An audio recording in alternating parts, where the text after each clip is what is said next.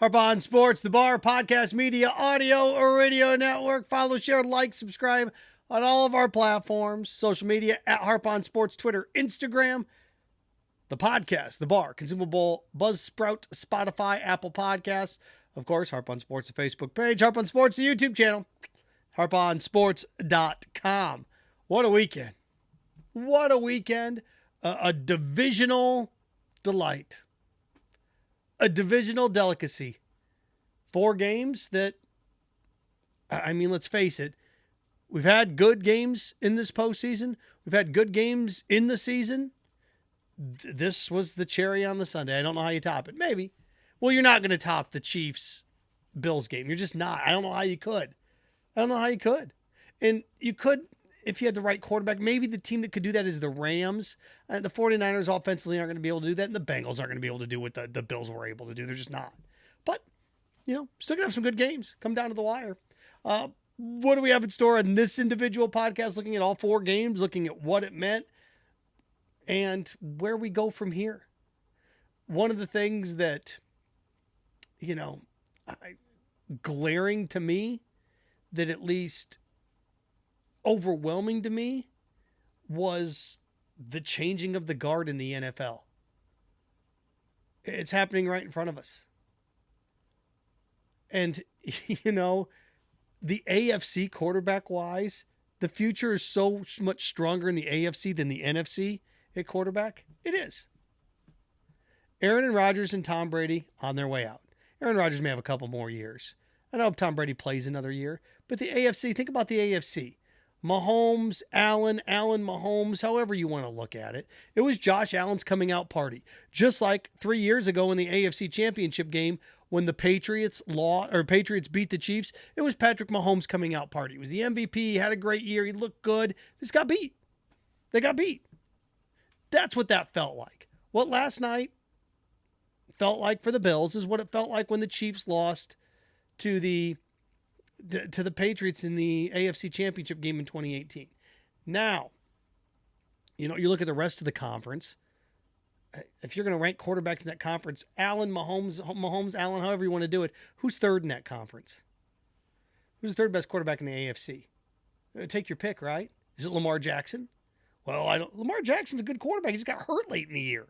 He missed a good chunk of the second half. Joe Burrow in his second year. Who else? Justin Herbert? That's 5 guys that just rattle off the top of my head in the AFC. It's a pretty loaded list. And, I look over in the NFC, you still have Aaron Rodgers. And you have Dak Prescott, Tom Brady. But the guard's changing. It is. That's why all these Aaron Rodgers to the Denver Broncos. Do you want to go? Okay. If Aaron Rodgers' best chance to go to the Super Bowl still resides in Green Bay. It still does. He's going to go to the Broncos. That gives him a better shot. Yeah. Going to compete with the Raiders, the Chargers. And if you're lucky enough to snake those 2 drains, you get the Chiefs. And then you may get a healthy Ravens. And then the Bills. Yikes. But what a weekend. And it shows you how quickly things can turn around. The Bengals game, 20 months ago. I'm going to amaze you with the statistic. 20 months ago, the Bengals were picking number 1 overall. They're 20 days away from the Super Bowl. Let that sink in. 20 months ago, the Bengals were picking number 1 overall. Worst team in the NFL. 20 days from now, they could be playing in the Super Bowl. It's pretty remarkable. Joe Burrow, what he's been able to do there in Cincinnati, got hot at the right time. Things are clicking. They're going to have a tough time with Kansas City, though. Now they are. They just are. Look, the Bills had the, number 2 defense in the NFL, and the Chiefs cut through them like tissue paper in the second half. I mean, they just tore through them. They tore through them like a kid unwrapping presents on Christmas. Just tore right through them. Well, so did the Bills. Yeah, but Josh Allen's a different beast. He just is. I went through on my last podcast and told you the 5 players that had the most at stake. Who had the most at stake going into this weekend? Divisional weekend. 1 and 2 are interesting. I want to put 1 and 2 over here on the side for a second. But 5, 4, 3 were what? Jimmy Garoppolo, Derrick Henry. But yeah, okay. Josh Allen. Think about what those guys did this weekend. Derrick Henry comes back. Is he 100%? No. But if you're the 1 seed and you're at home and the weather's cold and nasty and built for you to run the ball and play defense, and you sack the other team's quarterback 9 times and lose? Derrick Henry, it wasn't going to be one of these Hall of Fame games, but how often are the Titans going to have home field in the AFC playoffs? Have a bye. You get the Bengals coming to town and can't do anything offensively. Tannehill throws 3 picks. Well, Henry just didn't roll over people. They have like 160 yards rushing as a team. They did a nice job, but they just couldn't get that ball rolling. So look what Henry did in the loss. I think it's kind of neutral. It's like, oh, he didn't do anything. He didn't hurt himself, but didn't really help himself. Jimmy Garoppolo, he's becoming Eli Manning, where he does what he needs to do to win. Jimmy Garoppolo to me is a little bit like Phil Simms. That's who he reminds me of. Does what he needs to do. So he helped himself. I mean, Jimmy Garoppolo 60 minutes away from going to the Super Bowl for the second time in 3 years. And then, Josh Allen. Josh Allen did more for himself in a loss than some guys did in a win. Josh Allen took that next step to the elite status in the NFL this week, and he did, even though he lost. Mahomes is already there. Josh Allen's there right now.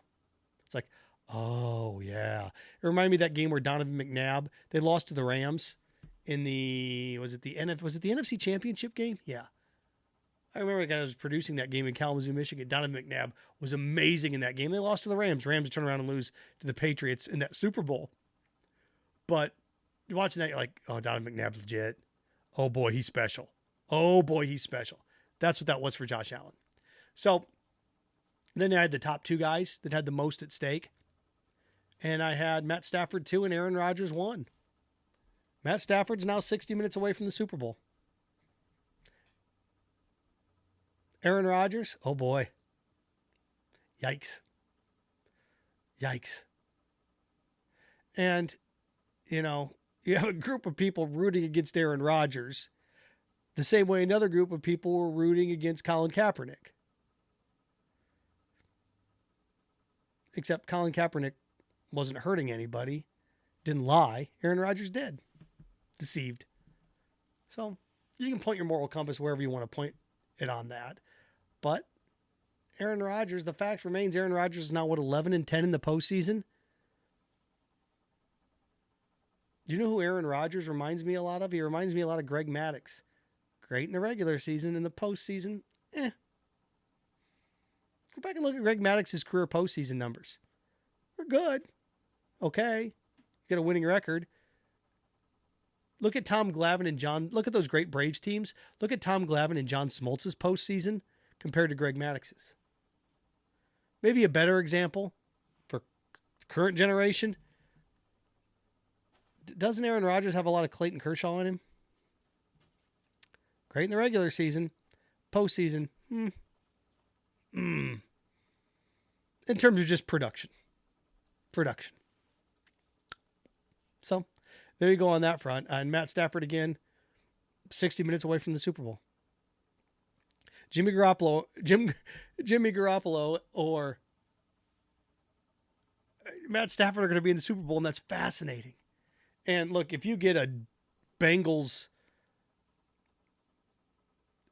it doesn't matter. If you get a Bengals Niners Super Bowl, everybody's head will explode. You're not going to get that, but what a weekend. What a weekend. And, I look at how this is ending, and everybody's just overreact. I like immediate reaction, but overreaction, we need to change the overtime rules. Okay, well, where were you 3 years ago? And everybody's going to beat the drum on this. I've said it time and time again. Overtime in the NFL in the postseason should be like hockey's overtime, with a little bit of a twist. Now, hockey still has sudden death, but they keep playing until there's a winner. 20 minutes, 20 minutes, 20 minutes. I guess you can say the same thing for the NFL. They keep playing until there's a winner.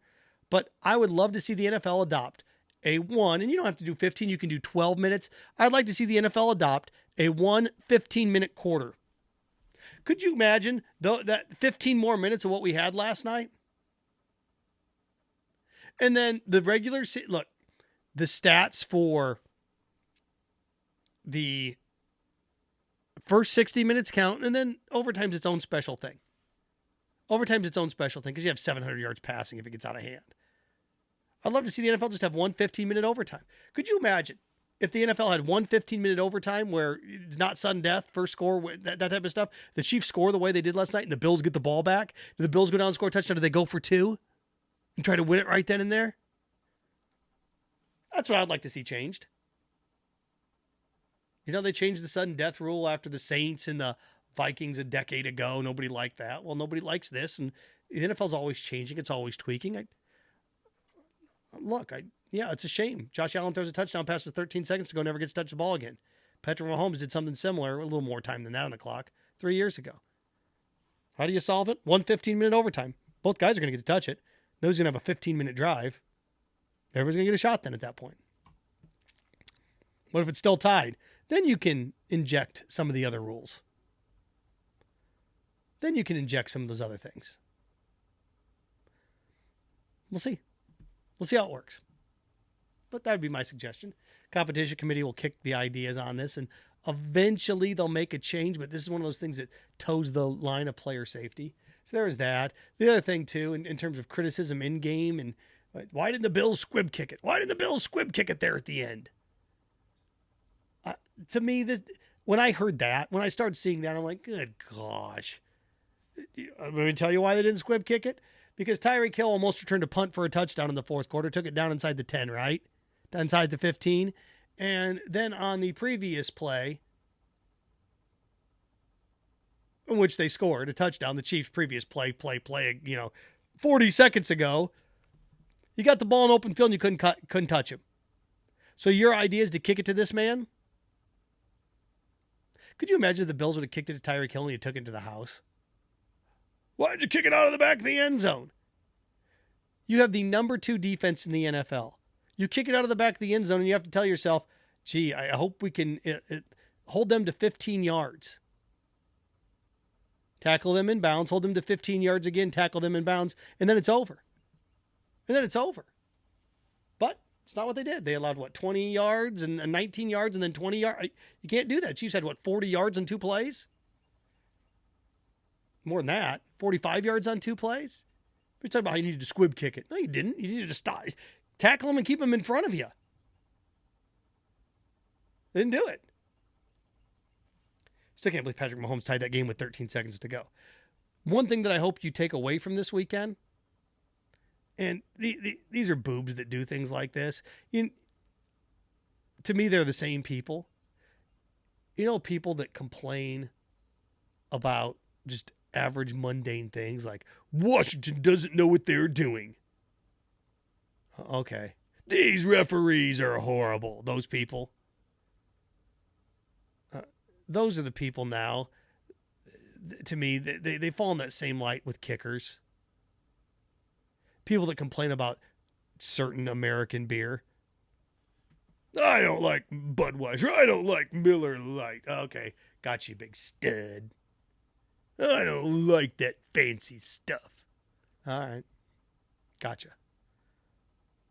Kickers aren't real football players. Well, those non-real football players kicked a field goal to win the Bengals game. Those non-real football players kicked a field goal to win the 49ers-Packers game. Those non-real football players kicked a field goal for the Rams to beat the Buccaneers. And those non-real football players, not real football players, kicked a 49-yarder at the end of regulation to force overtime last night. Kickers aren't real football players. Well, Bengals aren't going to the AFC Championship game. Chiefs aren't going to the AFC Championship game. 49ers aren't going to the NFC Championship game. And the Rams aren't going to the NFC Championship game without those non-real football players.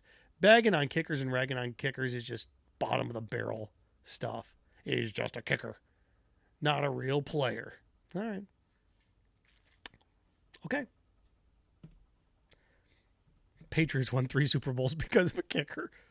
Not a real football player. I wonder if you just can you put like one of the, remember those Mr. Yuck stickers? Can you put it over like Adam Vinatieri's face? Do you leave him out of the photo? Well, they don't hit. Neither do quarterbacks. Quarterbacks don't hit guys. Well, they get hit. Well, kickers get hit if they get their pump blocked, kick blocked. This whole notion that kickers aren't really football players. Oh, okay. Are closers in baseball not baseball players since they don't hit? It's ridiculous. It is. It's absurd.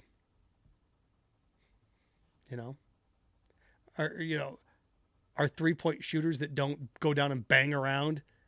Steph Curry doesn't go down and post up on the block. He's not a real basketball player. You would never ever say that. You wouldn't. But nonetheless, I want, as I look here, I want to focus on 2 more things. One, I think Tyreek Hill and Patrick Mahomes are now entering that discussion of the best quarterback receiver combo. They've only been together, 4 years? But we're going to start to get there. We're not quite Montana Rice. We're not quite Aikman Irvin. We're not quite Bradshaw Swan. But we're getting there. We're starting to get there. And in 2 or 3 more years, we will be there. You can start to have that discussion. You really, really can. Jim Kelly, Andre Reed. There have been some great ones. And, Stafford, Calvin Johnson. We laugh about that, but when we look back on it, probably going to be pretty impressive. So I sit here and Kurt Warner, Isaac Bruce. And I know there's a bunch of other ones out there. I know there's a bunch of ones out with Stabler, Biletnikoff. So I think it's time. Tyreek Hill, Patrick Mahomes, are we there yet? We're getting there. They're going to start entering that discussion. I want, one more thing. I hope Tom Brady plays another year. I do. Football's more fun when he's in it, and he still can do it. If he retires, if he wants to hang it up, it's okay. He's accomplished everything he needs to accomplish at this point. But I hope Tom Brady plays one more year. I want to see him one more time. One more time. I do. And the Bucs would need to make some roster moves and, adjust some things, but fine. And what the Bucs should do, and we're going to get into off-season stuff coming up here. If I were the Bucs, that 27th overall pick, I'd trade it for a Pro Bowl offensive lineman that's in his final year and a team's not going to re-sign him. Like the Chiefs did with Orlando Brown. Was it Orlando Brown the Chiefs did that with? Where they traded the 31st pick for Orlando Brown, put him at left tackle, and there you go. Because the Bucs offensive line struggled to protect against the Rams. Who wouldn't? And Tristan Wirfs was out. You're missing, probably your best offensive lineman. But he comes back next year. You trade your late first-round pick for another stud up front. Well, you're mortgaging your future. No, you're not. You're building for your future. Because in that case, you've traded for a stud offensive lineman. You have an offensive lineman that's already there in Tristan Wirfs. And Brady's playing his last year next year. And then if Brady retires at the end of next year, whoever that new quarterback is, if it's Kyle Trask, he now has a Pro Bowl left tackle and a Pro Bowl right guard to start things off. We'll get into that fun stuff coming up. AFC, NFC championship predictions. Look, it's going to be tough to beat Kansas City in Kansas City. It just is. On the other end of the spectrum, right now, initially, I think the 49ers beat the Rams. Beat them twice already this year. I think they beat them again. I just do. I think you're going to have a rematch of the Super Bowl from 2 years ago. So there you go. Harp on Sports, the Bar, podcast, media, audio, radio network. Follow, share, like, subscribe on all of our platforms. Harp on Sports, the Bar, available podcast, Buzzsprout, Spotify, and Apple Podcasts. And Harp on Sports, the Facebook page. And make sure, if you can, follow, subscribe to the Harp on Sports YouTube channel. Put a bunch of great things out there on harponsports.com. I haven't thought about what article I'm going to write this week, but it's going to be NFL related. There you go. Remember, stay clean, stay focused, stay strong. Frankenstein. Have fun with your friends.